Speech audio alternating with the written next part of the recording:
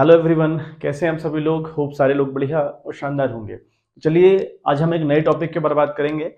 हम पढ़ रहे थे डेथ ऑफ अ पार्टनर, यानी जब पार्टनर की डेथ होती है तो क्या क्या ट्रीटमेंट होते हैं। ठीक है, हमने how to calculate the ratios, यानी जो न्यू रेशियो हैं और सेक्रीफाइस है और गेन है उनके बारे में डिस्कस किया था। फिर हमने बात करी थी कि गुडविल को किस तरीके से फाइंड आउट करते हैं। जो बंदा मर रहा होता है या जो बंदा जा रहा होता है उसकी गुडविल किस तरीके से कैलकुलेट की जाती है और क्या उसका ट्रीटमेंट रहता है, क्या एंट्रीज रहती है, सारी बात इससे पिछले वाली वीडियो में हम लोगों ने कर रखी है। तो आज हम एक नए टॉपिक के ऊपर बात करेंगे जिसका नाम है determination of amount payable to executor of a deceased partner. का मतलब हुआ जो बंदा मर रहा है ना, अब अगर बंदा मर जाएगा तो कंपनी उसको उतना पेमेंट पे भी तो करेगी जितना उसका हो रहा होगा, यानी जितना भी उसका मामला रहेगा कंपनी के अंदर वो सब उसको पेड आउट कर दिया जाएगा, उसको पे कर दिया जाएगा। ठीक है बात। अब यहाँ पर एक नया वर्ड आया है एग्जीक्यूटर, हम देख रहे हैं एग्जीक्यूटर एक वर्ड है, तो हम लिख रहे हैं determination of amount payable to executor. Executor का मतलब क्या हुआ? एग्जीक्यूटर का मतलब हुआ अगर किसी पार्टनर की डेथ होती है तो जितना भी अमाउंट उसका कंपनी ने पे करना होता है। अमाउंट कौन सा पे करना होता है भाई? अगर हम देखें ना मोटे मोटे तौर पर, तो एक कंपनी ने उसको पे करना होता है कैपिटल। भाई कैपिटल पे करोगे ना, जितनी भी कैपिटल इन्वेस्ट करी होगी। सपोज भाई किसी कंपनी के अंदर बन रहा है एक्स वाई जेड, तीन पार्टनर्स है, वाई मर रहा है मान लिया,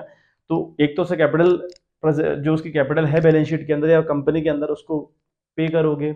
दूसरा मामला रहेगा अगर कोई सैलरी की बात है हो रखी है उससे, तो सैलरी पे करना पड़ेगा। तीसरी बात है भाई अगर इंटरेस्ट ऑन कैपिटल की बात हो रही है वो देनी पड़ेगी। चौथी अगर बात है अगर कोई कमीशन की उसको बात है तो वो देनी पड़ेगी, है ना। पांचवी उसकी जो ड्राइंग होगी वो ड्राइंग कट आउट करनी पड़ेगी, उसके फिगर से जितना भी उसका अमाउंट पे करना होगा उससे कम करना पड़ेगा। ऐसी बात इंटरेस्ट ऑन ड्राइंग की रिगार्डिंग रहेगी। ठीक है, तो यानी मतलब जितनी भी कंपनी के अंदर इनकम पॉसिबल है एक पार्टनर को वो हमें चेक आउट करनी पड़ेंगी और उसे देनी पड़ेंगी। एक और बात है हमारे पास है गुडविल भी उसको देनी पड़ती है हम लोग को। ठीक है, तो अल्टीमेट लेवल पर हमें ये हिसाब लगाना पड़ता है कि जो बंदा जाने वाला है या जो जा रहा है या जिसकी डेथ हो रही है तो उसे अल्टीमेट लेवल पर कितना अमाउंट कंपनी ने पे करना है। ठीक है बात। अब पे हम वाई को तो कर नहीं सकते क्योंकि वाई मर गया, तो हम पे किसको करेंगे? हम पे करेंगे जो भी वाई का नॉमिनी होगा, जो भी वाई का उत्तराधिकारी होगा, तो उसी को हम लोग बोलते हैं एग्जीक्यूटर। ठीक है बात। तो आई होप वर्ड समझ में आ गया होगा एग्जीक्यूटर। एग्जीक्यूटर का मतलब हुआ जो बंदा मर रहा है उसका उत्तराधिकारी, उसका जो रिप्रेजेंटेटिव हुआ वो उसका एग्जीक्यूटर कहलाता है। और डिसीज पार्टनर से तो आप अच्छे से फेमिलियर है कि जो मरने वाला बंदा है उसका एग्जीक्यूटर। ठीक, अमाउंट उसको कितना पे करना है हमने ये हिसाब किताब लगाना पड़ेगा। अब यहाँ प्रोसेस क्या फॉलो होगी? जैसे रिटायरमेंट था ना, रिटायरमेंट में एक बंदा रिटायरमेंट ले रहा होता था तो हम लोग सब पार्टनर्स का, जितने पार्टनर्स कंपनी के अंदर होते थे सबका अकाउंट ड्रॉ करते थे, यानी कैपिटल अकाउंट की बात कर रहा हूँ, तो कैपिटल अकाउंट हम सबका ड्रॉ करते थे। यहाँ ऐसा नहीं करेंगे। यहाँ सिर्फ एक टॉपिक रहता है, जो बंदा मर रहा है उसका कितना पैसा बनता है कंपनी के थ्रू वो कंपनी चेकआउट करती है और उसी का सिंपल अकाउंट खुलता है। कैपिटल अकाउंट की तरह ही ये बनेगा, बट बनेगा सिर्फ एक बंदे का। ठीक है बात। तो चलिए हम आज का जो टॉपिक है वो स्टार्ट करें, आज का जो क्वेश्चन है वो स्टार्ट करें। तो क्वेश्चन आप लोग देखें बेटा, स्क्रीन पे क्वेश्चन अवेलेबल है आपके। कहता है कि Iqbal and Kamal are partner in partnership sharing profits and losses in the ratio 3:2। Kamal died 3 months after the date of the last balance sheet, यानी जैसे ही बैलेंस शीट बनी है, बैलेंस शीट कब बनी होगी भाई? 31 मार्च को बनी होगी। तो कह रहा है कि कमल डाइड 3 months आफ्टर, यानी 3 महीने बाद मर गया। तो अप्रैल में जून तक वो रहा, जून के बाद वो मर गया। ठीक है, फिर लिखता है according to the partnership deed his legal heir का मतलब हुआ वही रिप्रेजेंटेटिव कौन है उसका, उत्तराधिकारी कौन है उसका, एग्जीक्यूटर कौन है उसका। इज एंटाइटल्ड का मतलब होता है उसको मिलेगा इन दी फॉलोइंग, यानी उसको ये जो उसका उत्तराधिकारी होगा, जो उसका रिप्रेजेंटेटिव होगा, जो उसका एग्जीक्यूटर हो उसका, उसको ये नीचे वाली चीजें जो दे रखी हैं वो मिलेंगी। पहला, his capital as per the balance sheet, balance sheet की जो कैपिटल है वो उसको मिलेगी। Interest on above capital at the rate 3% per annum till the date of death, बहुत इंपॉर्टेंट है, till the date of death लिखा हुआ है। ठीक है, इंटरेस्ट ऑन कैपिटल उसको मिलेगा। आगे कहता है कि his share of profit till the date of death calculated on the basis of last year's profit, यानी बात हो रही है प्रॉफिट एंड लॉस सस्पेंस की। ठीक है, जैसे हम सस्पेंसिबल प्रॉफिट कहते हैं तो वो भी उसकी इनकम होती है मरने वाले की, if he will died in between the year. आगे लिखता है कि his drawing are to be bear interest on an average rate of 2%, ठीक है, on the amount irrespective of the period. अब ये जो लिखा है ना बेटा, his drawing are to be bear interest on an average rate 2%, तो यहाँ पर इंटरेस्ट हम लोग चार्ज करेंगे उसकी ड्राइंग पर, लेकिन एवरेज बेस पर। यानी एवरेज बेस का मतलब ये हुआ कि हमें टाइम की नीड नहीं, वो कितने महीने बाद भरा, कितने टाइम कंपनी के साथ रहा, ये हमें हिसाब लगाना पड़ेगा क्योंकि यहाँ पे लिखा है कि एवरेज बेसिस पे वो करी जाएगी। ठीक है, अभी मैं जब क्वेश्चन ब्रेक करके समझाऊंगा तो एक्सप्लेन करूंगा आपको अच्छे से। और आगे क्या कहते हैं, net profit for the last 3 years, है ना, after charging insurance premium were ₹20,000, 25,000 and 30,000 respectively. तो 3 साल का प्रॉफिट हम लोग को दे रखा है। Kamal's capital as per the balance sheet, Kamal यानी जो बंदा मर रहा है उसकी जो कैपिटल है वो थी 40,000 रुपए, and his drawing till the date of death were ₹5,000, और मरने तक का जो उसका ड्राइंग था वो 5,000 रुपए था। कहता क्या है कि drawing Kamal's capital account to be rendered to his representative, यानी उसके एग्जीक्यूटर को कितना पैसा मिलेगा, उसके उत्तराधिकारी को कितना पैसा मिलेगा, हमने ये अल्टीमेट लेवल पर हिसाब लगाना है बच्चों। ठीक है बात। चलो बच्चों, तो थोड़ा सा ब्रेक करते हैं, हल्का सा क्वेश्चन मैंने आपको सारा एक्सप्लेन कर दिया, बस थोड़ा सा ब्रेक करके आपको समझाने का प्रयास करता हूँ। तो इकबाल और कमल दो पार्टनर्स हैं कंपनी के अंदर, जिनका रेशियो 3:2 है बच्चों। ठीक है बात। अच्छा, क्या क्या इसको मिलेगा, इसका जो रिप्रेजेंटेटिव होगा कमल का, या जो उसका एग्जीक्यूटर होगा, उसको कितना पैसा मिलेगा और कैसे कैसे मिलेगा, उसके स्टेप हमको दे रखे हैं। पहली बात कर लिखिए कि भाई इसको कैपिटल मिलेगी, एक तो इसको मिलेगी कैपिटल, और कैपिटल कितनी है भैया इसकी, 40,000 रुपए। मर कौन रहा है, कमल। तो मैंने देखो फॉर्मेट क्या बनाया, कमल्स कैपिटल अकाउंट, जो बंदा मर रहा होता है उसका कैपिटल अकाउंट खुलेगा, पहली बात तो। ठीक है, फॉर्मेट बिल्कुल सेम है, पर्टिकुलर रुपीज, यही फॉर्मेट आप लोग कैपिटल अकाउंट के अंदर यूज किया करते थे, याद होगा। हम लिखते थे पर्टिकुलर, फिर रुपीज की जगह हम एक्स वाई जेड 3 कॉलम यहाँ बनाते थे। लाइक वाइज हम बाई साइड की बात करें तो लिखते थे पर्टिकुलर्स एक्स वाई जेड, करते थे ना ऐसा। लेकिन यहाँ पर सिर्फ एक बंदे का कैपिटल अकाउंट हमको बनाना होगा। ठीक है, कुछ क्वेश्चन हम लोग इसके ऊपर करेंगे, फिर कुछ जो टिपिकल क्वेश्चन रहते हैं एग्जाम में आने की, जिनकी बहुत ज्यादा संभावना रहती है, उनके ऊपर बात करेंगे। हालांकि ये भी एग्जाम इसमें आ सकते हैं, ऐसा नहीं है। ठीक है, ये भी एग्जाम में आते हैं और इंपॉर्टेंट है अपनी जगह, तो इसको ध्यान से सुनिएगा, अच्छे से सीखिएगा। चलिए, तो पहला उसको मिलेगा कैपिटल। तो हम भैया अगर एक कैपिटल अकाउंट है तो will start it from by side. ठीक है, लिखेंगे बाई बैलेंस, ठीक है, बाई बैलेंस बीडी। कितना है भाई, उसको मिलेगा फर्स्ट ऑफ ऑल 40,000 रुपए है, क्योंकि वो उसका कैपिटल का बैलेंस है, उसकी बैलेंस शीट में वो तो मिलना ही मिलना है उसको, वो तो कंफर्म तौर पर मिलना है। बाकी क्वेश्चन पढ़िए कि क्वेश्चन ने क्या क्या देने को कहा है।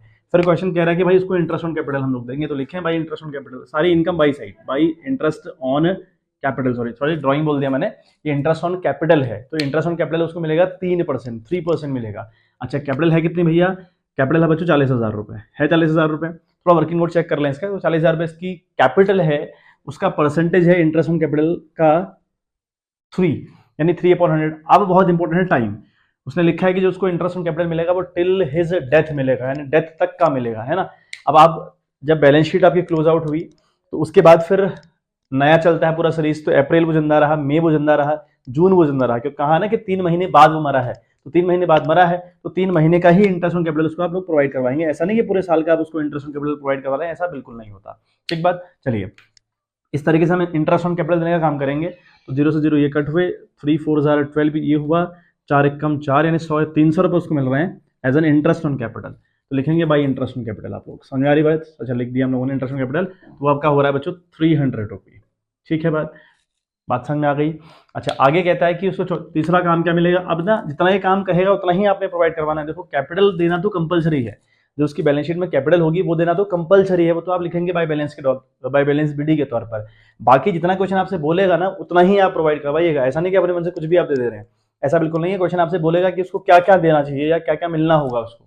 अच्छा, फिर कहता है कि profit on the basis of last year, यानी जो प्रॉफिट होता है ना, अगर किसी की death in between the year हो जाए, या अगर कोई बंदा रिटायरमेंट ले ले इन बिटवीन द ईयर, तो हम लोग को बताया भाई उसको आने वाले प्रॉफिट में हिस्सा दिया जाता है, जिसको हम सस्पेंसिबल प्रॉफिट कहते हैं। वी नो वेरी वेल, इसको हम क्या कहते हैं, सस्पेंसिबल प्रॉफिट। अब उस सस्पेंसिबल प्रॉफिट की कैलकुलेशन करनी कैसे है, कह रहा है वो, कह रहा है कि लास्ट साल के प्रॉफिट, यानी जो लास्ट ईयर का प्रॉफिट होगा उसके बेस पर।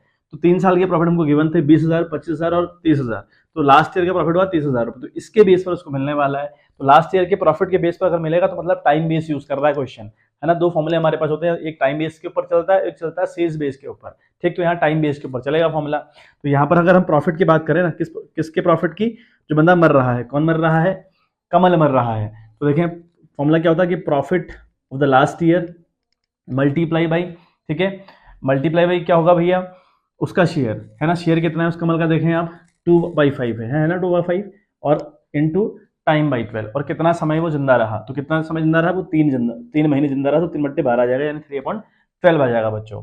ठीक है बात। तो यहाँ पर हम देखें 2 6 12 हुआ आपका, और 6 5 30, 5 1 5, तो यार आपका 3,000 रुपये उसको प्रॉफिट मिल रहा है बच्चों, 3,000 रुपये। ठीक है, यानी जो प्रॉफिट उसको मिलेगा बच्चों वो मिलेगा 3,000 रुपये। तो यहाँ पर आप लिखेंगे by profit and loss suspense account, है ना। इसको हम रिकॉर्ड करते हैं किस नाम से, by profit and loss suspense account. ठीक है, इसे हम कहेंगे profit and loss suspense account है ये। कितना बच्चों, 3,000 रुपये। आ गई बात समझ में। चलिए, अगली बात कही है कि भैया ड्राइंग पर इंटरेस्ट पड़ेगा। अगर आपने ड्राइंग कर रखी है तो उस पर इंटरेस्ट पड़ेगा। पहली बात तो ड्राइंग एक खतरनाक वाला खर्चा हुआ, पार्टनर के लिए खर्चा हुआ ना, तो ड्राइंग आप 2 साइड चार्ज करेंगे। पहले तो आप यहाँ लिख दे टू ड्राइंग, क्योंकि बंदे ने अगर ड्राइंग कर रखी है तो ड्राइंग का अमाउंट भी आप लोग कट करेंगे, ठीक है, टू ड्राइंग अकाउंट, या फिर ड्राइंग भी लिखेंगे चलेगा। कितना है बच्चों, ये आपका 5,000 रुपये। समझ में आ रही बात। जैसे हमने बाई बैलेंस बिल्डिंग के तौर पर कैपिटल लिखी ना, तो कैपिटल अगर आपको हम दे रहे हैं तो भाई अगर ड्राइंग अगर आप करेंगे उसको क्यों ना चार्ज करें, उसको हम क्यों ना काटें, तो 5,000 रुपये ये लिखेंगे पहले फिलहाल।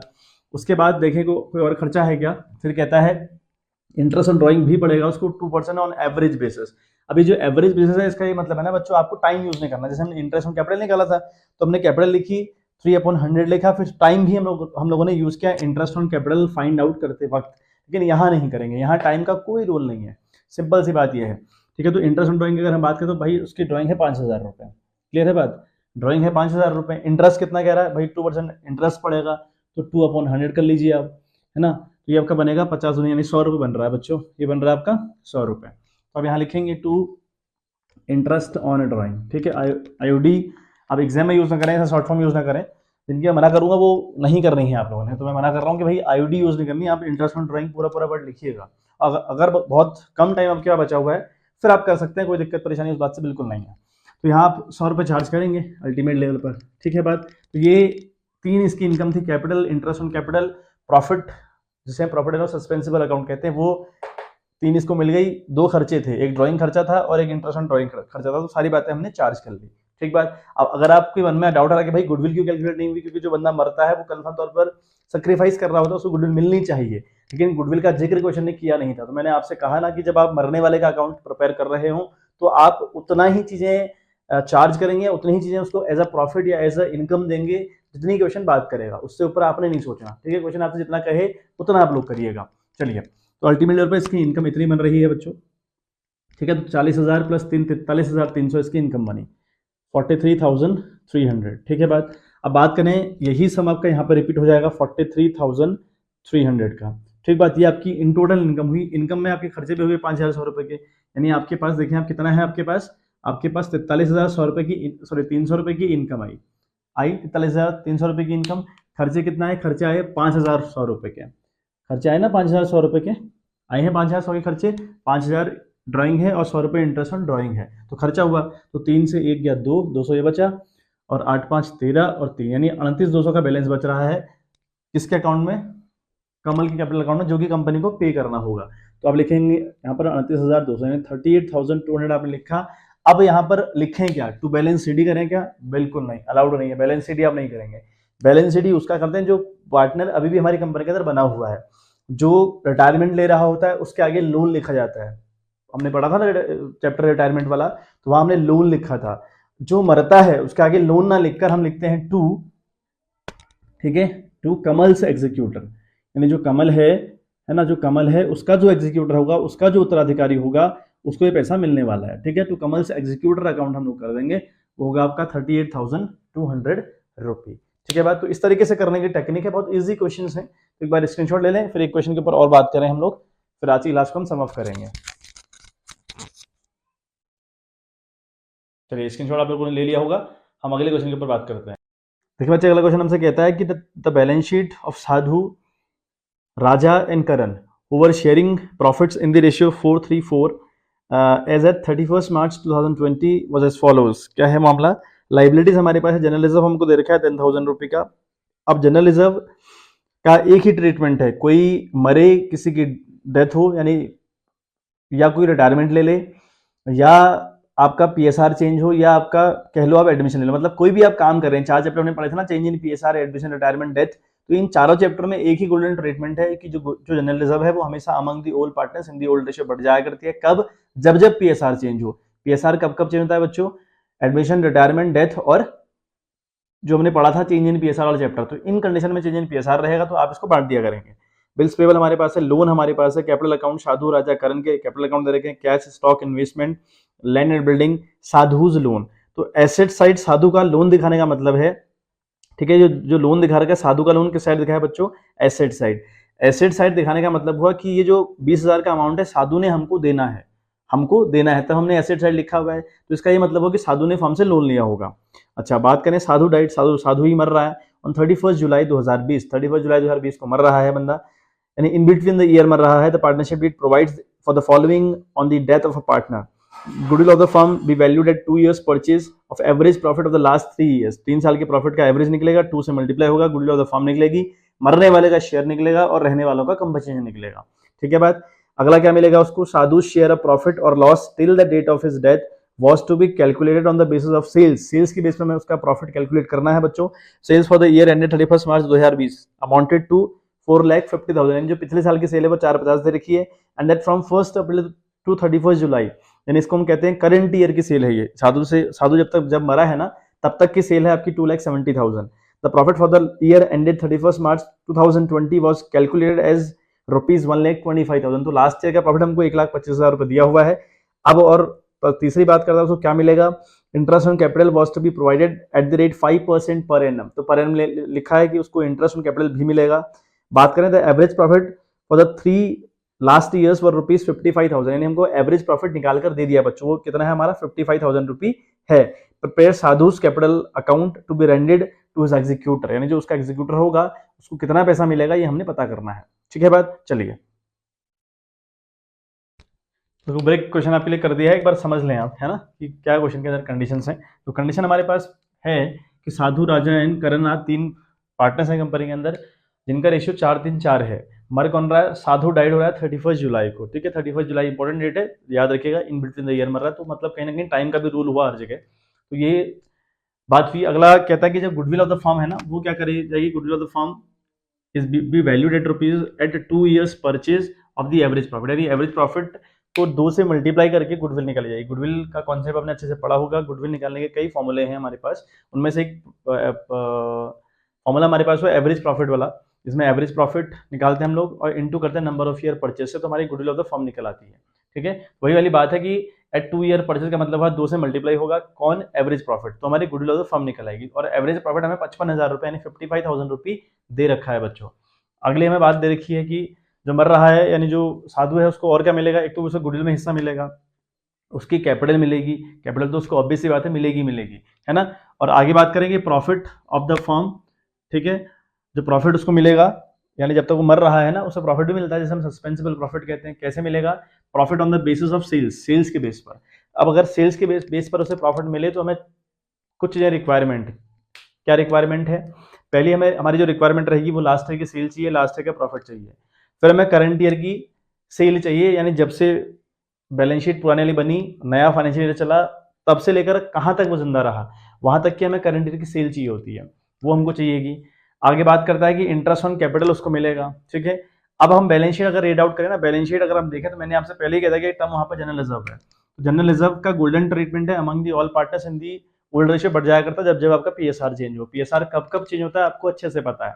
अच्छा, फिर कह रहे हैं बादू, हमारा जो एसेट साइड था ना, वहां पे हमें साधु का लोन दिखाया हुआ था, हमारे साधु का लोन दिखा रखा है भैया, साधु का लोन 20,000 रुपए हमें दिखाया हुआ था। तो अगर एसेट साइड साधु का लोन रिप्रेजेंट है तो का ही मतलब हुआ ना कि वो साधु से लोन हमको आएगा, मतलब फ्यूचर में हम उससे रिकवरी करेंगे, तभी तो हमने एसेट साइड शो किया है।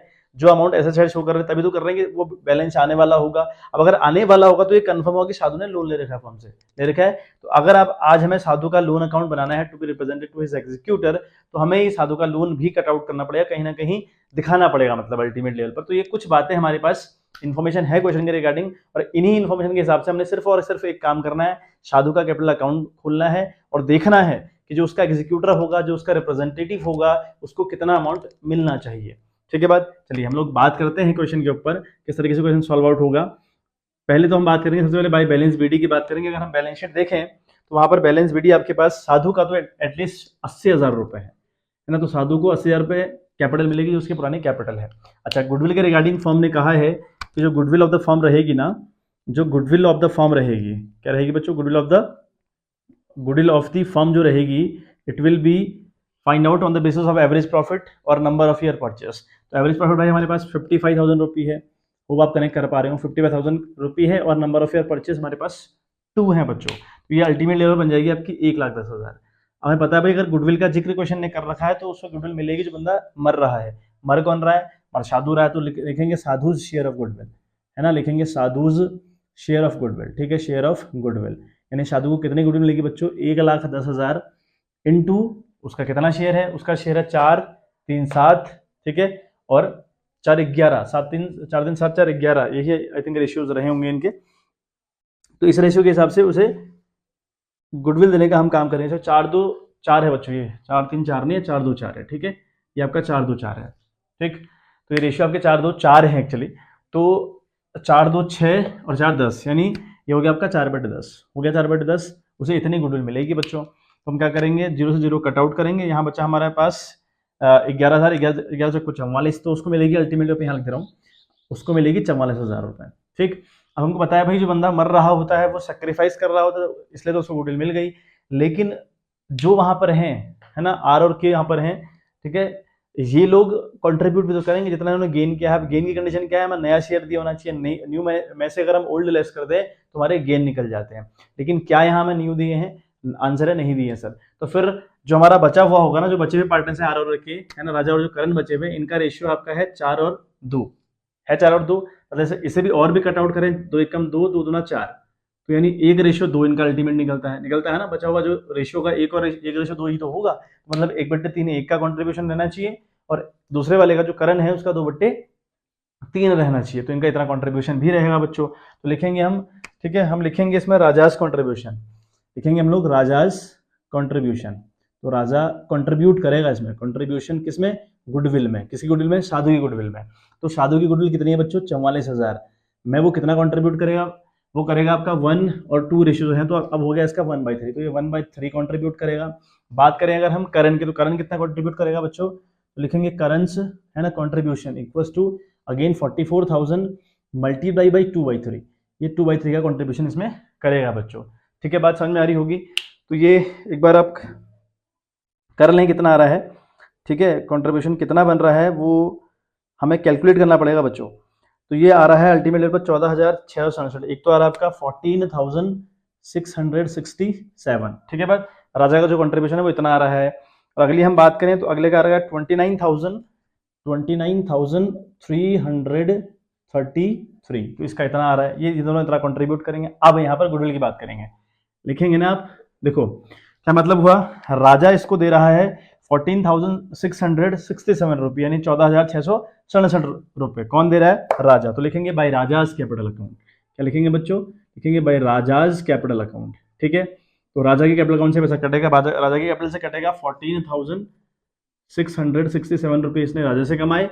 और अगेन हम करें बाय, है ना, बाय अगला कौन है भाई, हमारा करण है, तो लिखेंगे करण, है ना, करंस कैपिटल, ठीक है, करंस कैपिटल से इसने कमाई 29,333 रुपये। तो ये गुडविल का जो ट्रीटमेंट है बच्चों वो तो फिनिश अप हुआ, ठीक है। जो गुडविल का जो ट्रीटमेंट है ना वो हमने कर लिया, ठीक है। बात बहुत इंपॉर्टेंट बातें होती हैं, छोटी छोटी चीजें हैं वो अपने करते जानी है। अच्छा, अब हम बात करें प्रॉफिट की, बात करें profit on the basis of sales, sales के बेस पर उसको प्रॉफिट मिलने वाला है। एक बार ये वर्किंग नोट का स्क्रीनशॉट ले लें, मुझे जगह है मेरे पास नहीं है, तो मुझे रफ करना पड़ेगा, तो आप एक बार स्क्रीनशॉट बच्चों ले लीजिए, स्क्रीनशॉट अपने आप में इंपॉर्टेंट है, वो आप ले लीजिए। फिर मैं आपको प्रॉफिट कैलकुलेट करने की आज एक शॉर्टकट टेक्निक भी बताने वाला हूँ, उसके ऊपर हम लोग बात करेंगे।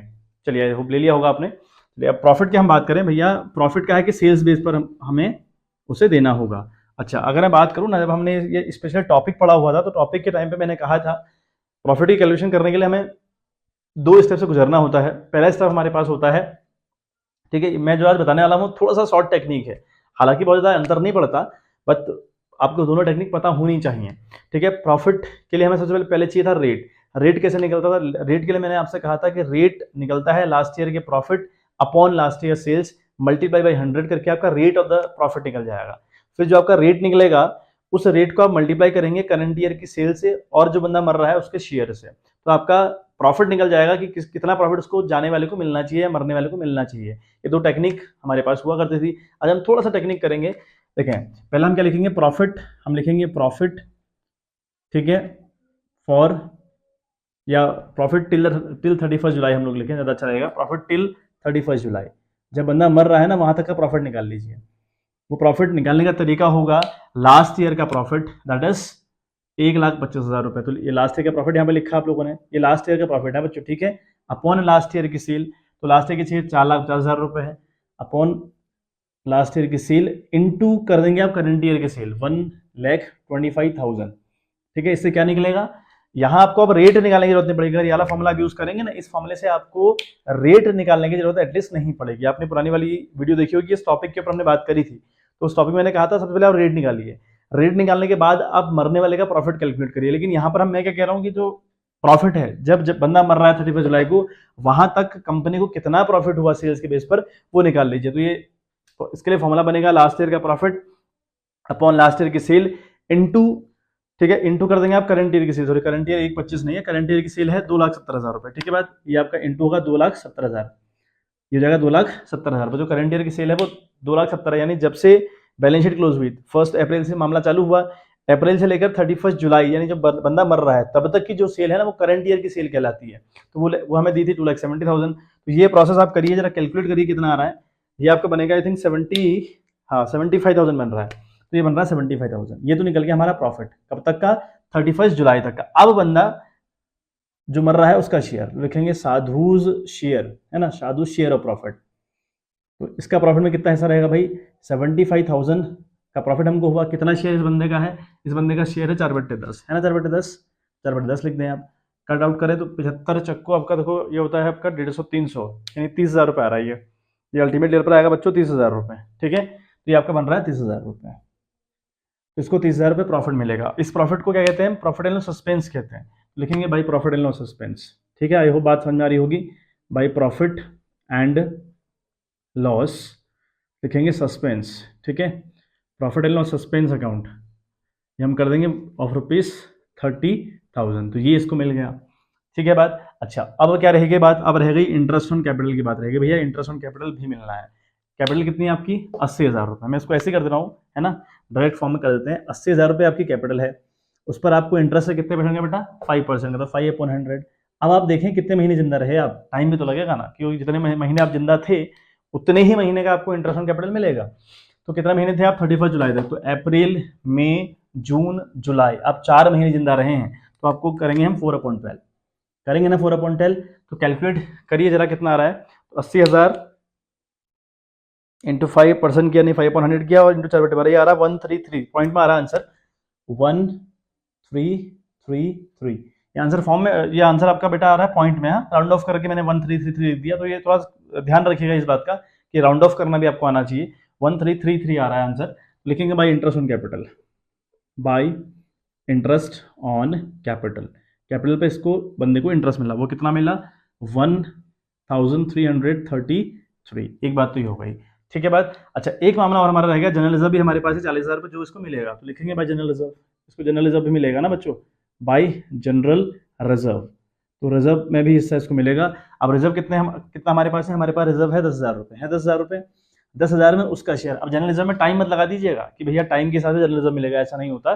जब भी आपका पीएसआर चेंज हो, आपको पूरा का पूरा जनरल रिजर्व बांट देना होता है अमंग द पार्टनर्स। आप टाइम की प्रॉब्लम तो आपके सिर्फ प्रॉफिट के साथ, यानी जो आने वाला प्रॉफिट है उसके साथ है, और इंटरेस्ट ऑन कैपिटल का जब आप दे रहे हो तो वहां पर आपको लगाना है टाइम कितना आप दे रहे हैं। बाकी चीजों में आपको नहीं लगाना होता। ऐसा नहीं कि एवरेज दे रहे हैं आप, उसको जनरल रिजर्व दे रहे हैं और कह रहे हैं कि भैया यहाँ भी हम टाइम लगाएंगे, टाइम नहीं लगाना, आपको 10,000 पूरा पूरा बांट देना है। तो 10,000 इंटू इसका हिस्सा हुआ 4/10, इसका हिस्सा हुआ बेटा 4/10, 10 कम 10, यानी इसको मिलेगा 4,000 रुपये।